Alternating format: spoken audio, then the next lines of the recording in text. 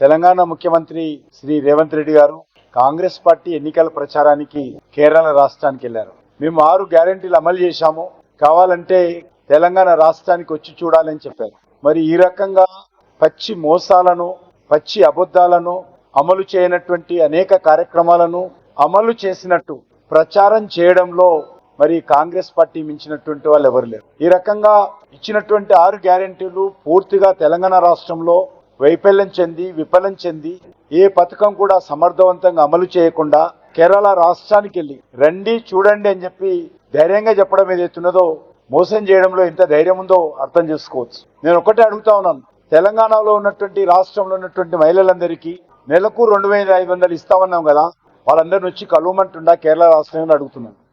Pensions 2000 నుంచి 4000 చేస్తాము, దివ్యాంగులకు 3000 నుంచి 6000 చేస్తాము, మరి దానికోసం రమ్మంటుండా అడుగుతా ఉన్నాను. దళితులకు ప్రతి కుటుంబానికి 12 లక్షలు ఇస్తామని చెప్పారు.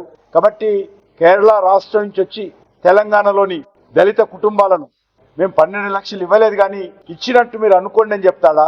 మేము ఈరోజు బీసీలకు 1,00,000 కోట్లు కేటాయిస్తామని చెప్పి హామీ ఇచ్చాడు.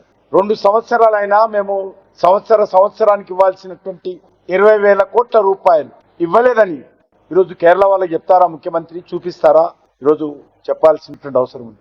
అమలు చేయకపోవడం ఒక మోసమైతే, అమలు చేస్తామని చెప్పి మభ్యపెట్టడము ఇది మరింత దగా మోసం, అది మహామోసం. అది ఈరోజు తెలంగాణ రాష్ట్రంలో ఆడపిల్లలకు ఇచ్చినటువంటి హామీలు ఏమైనాయి? తులం బంగారం ఎక్కడ పోయింది? అమ్మాయిలకు స్కూటర్ ఎక్కడ పోయింది? మరి ఈరోజు నిరుద్యోగ యువతకు 2 లక్షల ఉద్యోగాలు ఎక్కడ పోయినాయి? నిరుద్యోగ యువతకు నెలకు 4,000 రూపాయల ఆర్థిక సాయం ఎక్కడ పోయింది? నిరుద్యోగ భృతి. ఈ దేశాబ్దంలో ఇంతకంటే మోసమో అబద్ధం ఇంకోటి ఉండదు. నేను కేరళ ప్రజలకు విజ్ఞప్తి చేస్తా ఉన్నాను, కాంగ్రెస్ మాటలను నమ్మకండి. ఇప్పటికే లెఫ్ట్ పార్టీలు మిమ్మల్ని మోసం చేశాయి. లెఫ్ట్ పార్టీలు గత 10 సంవత్సరాలుగా అనేక రకాలుగా కేరళ రాష్ట్రాన్ని ఇబ్బంది పెట్టాయి. అభివృద్ధిని ఆటంకంగా అక్కడ కమ్యూనిస్టులు మారారు. మళ్ళీ కాంగ్రెస్ పార్టీ ఈసారి అధికారంలోకి వస్తే కమ్యూనిస్టు అభివృద్ధి నిరోధకులు అవుతే కాంగ్రెస్ పార్టీ అవినీతి కారకులు అవుతారు.